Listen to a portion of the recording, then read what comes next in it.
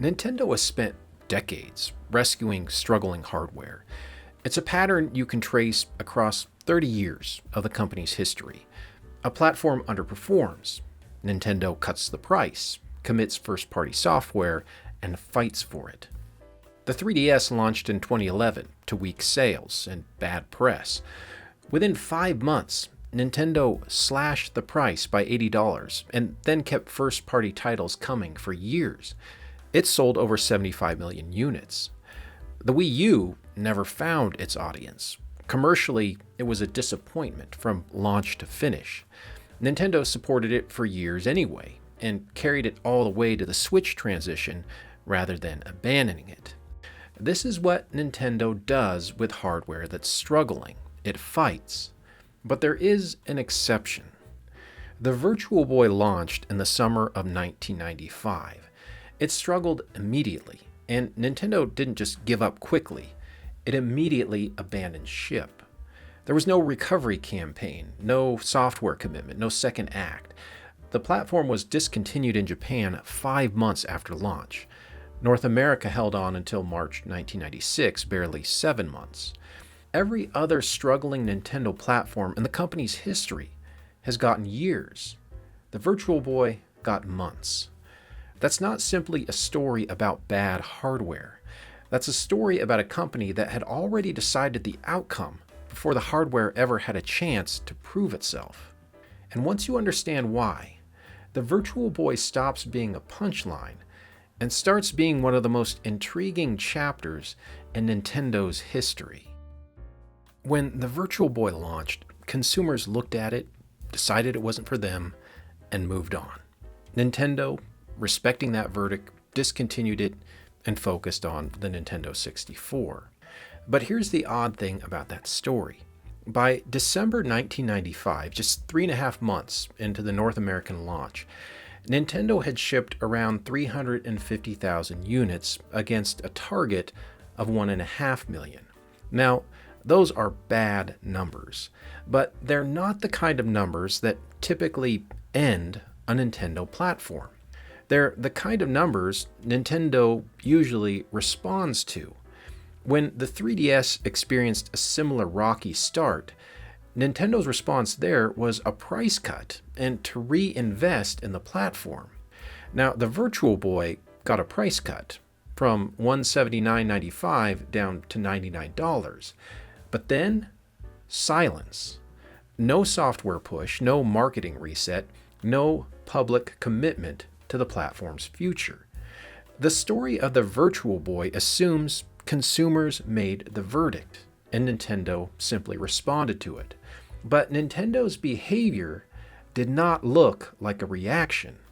It looked like a decision that had already been made.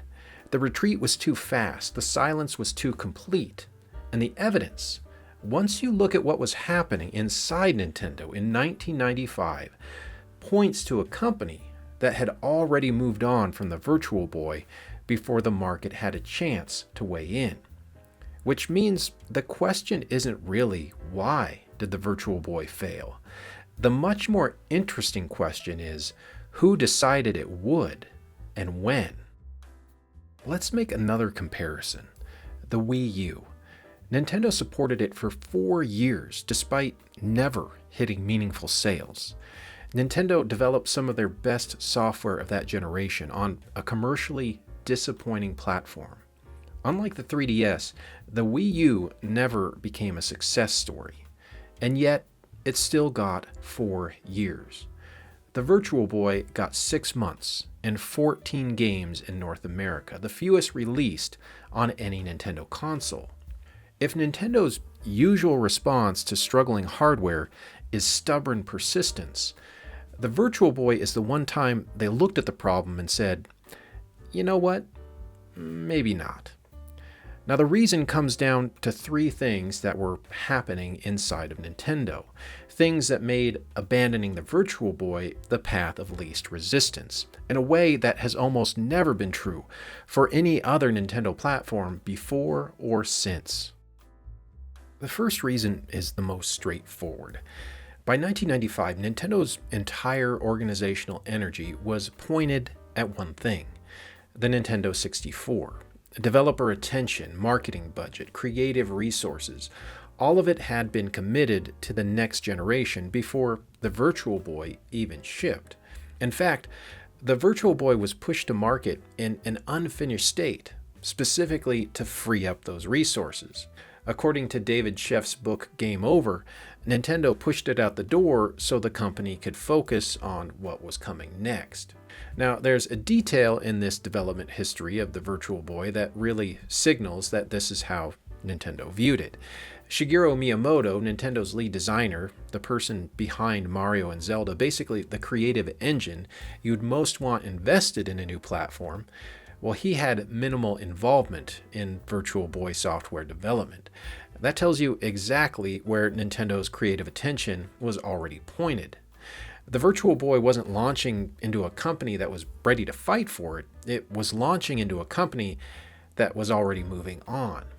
Now, here's the second reason. Gunpei Yokoi was the engineer who built the Game Boy. He created the D-pad and defined Nintendo's handheld hardware identity for nearly 15 years. He was one of the most important people in the company's history. And the Virtual Boy was his project. And by 1995, his philosophy of building products with inexpensive, proven technology rather than cutting-edge hardware was increasingly out of step with where Nintendo was heading. The Virtual Boy used monochrome LEDs because full color was just too expensive. It was a tabletop device rather than a true handheld because genuine portability wasn't achievable with the available technology. So it didn't satisfy the cost efficiency camp or the technology showcase camp. Yokoi himself gave his account of what the Virtual Boy was actually trying to do in what turned out to be one of his final interviews at Nintendo. He said, "To once again bring the masses back to games, I felt something else was necessary, something different from a video game per se. That was my goal for the Virtual Boy. However, when the Virtual Boy was released, it received a lot of complaints from hardcore gamers. At the initial launch event, kids and regular people played it, and they really enjoyed it." The gap between what Yokoi was trying to build and what Nintendo's core audience expected was real. And it meant that once the launch underperformed, Yokoi was the wrong person to lead a recovery campaign. You see, when a Nintendo platform struggles and survives, it's usually because someone inside the company has the standing and the will to fight for it publicly, and is willing to stake their own credibility on recovery. With the 3DS, that person was Satoru Iwata. He cut his own salary in half, issued a personal apology letter to early adopters, and drove the recovery campaign himself. With the Wii U, Iwata did the same thing, and committed Nintendo's best software teams to the platform for years. With the Virtual Boy, there was no Iwata. There was no one who stepped forward, accepted personal responsibility, and said, "We're going to fight for this." The person most naturally positioned to do that was Yokoi, and his weakened standing made him the wrong person to lead that fight. So nobody led it.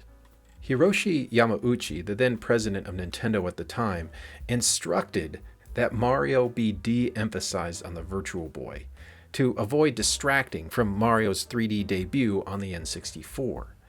What does it say about a new platform when the priority of your company's president was not finding reasons to support it, but finding reasons to keep your most prized franchises away from it? That's not a company fighting for a struggling platform. That's a company managing its distance from one. Gunpei Yokoi left Nintendo in August of '96, the same year the Virtual Boy was discontinued. Now, this has been one of the most debated footnotes in Nintendo history. The prevailing assumption was that Yokoi was pushed out over the Virtual Boy's failure. Yokoi himself disputed this directly. He said, "In reality, I did not resign to take responsibility for the Virtual Boy's failure. Since before that, I was thinking that when I turned 55, I wanted to become independent." After he left Nintendo, Yokoi founded his own studio and began developing the Bandai WonderSwan. Tragically, he died in a car accident in October of 1997. He was only 56 years old. For Nintendo, though, after the Virtual Boy, they never abandoned a struggling platform that fast again. The GameCube, the 3DS, the Wii U, All of them at some point faced commercial headwinds. All of them got years of investment rather than just months. Now, whether that's a direct lesson drawn from the Virtual Boy or simply the evolution of Nintendo's own hardware strategy, it's impossible to prove. But Satoru Iwata, in an official interview, acknowledged the Virtual Boy's shadow in the most direct terms the company has ever used about it. He said, "Because of its experiences with the Virtual Boy system, Nintendo must have realized the difficulty involved in making a 3D product and conveying it properly to consumers. Virtual Boy was, I think, a commercial failure. Normally, I think it would have been understandable if Nintendo experienced a kind of trauma with regard to the whole 3D genre." Notice that word he used, trauma. Iwata was speaking specifically about 3D technology, about the caution Nintendo carried into the 3DS after the Virtual Boy's display problems. But the pattern that followed is broader than that. Every struggling platform after the Virtual Boy got a fight. None of them got abandoned in months. So make of that what you will. So was the Virtual Boy a failure? Yes. By every conceivable measure, it was. The hardware had real problems. The screen was headache-inducing. The form factor was awkward. None of that is being argued away. But to me, the more interesting question is, who decided it would fail, and when? Gamers didn't get years to form an opinion the way Wii U owners did. You didn't get a recovery arc the way 3DS owners did. With the Virtual Boy, Nintendo did something it rarely does. It gave up the fight, and without a fight, the narrative collapsed into bad product. Gamers rejected it. End of story. And that chapter ended faster than any chapter Nintendo has written before or since. Maybe the Virtual Boy was always going to fail. Maybe. But that's not what makes it unique. What makes it unique is that Nintendo never stayed around long enough to find out. So here's the question I keep coming back to. If the 3DS deserved a second chance, if the Wii U deserved a second chance, why didn't the Virtual Boy? Let me know what you think in the comments below. And as always, thank you so much for watching. And until next time, happy gaming, my friends.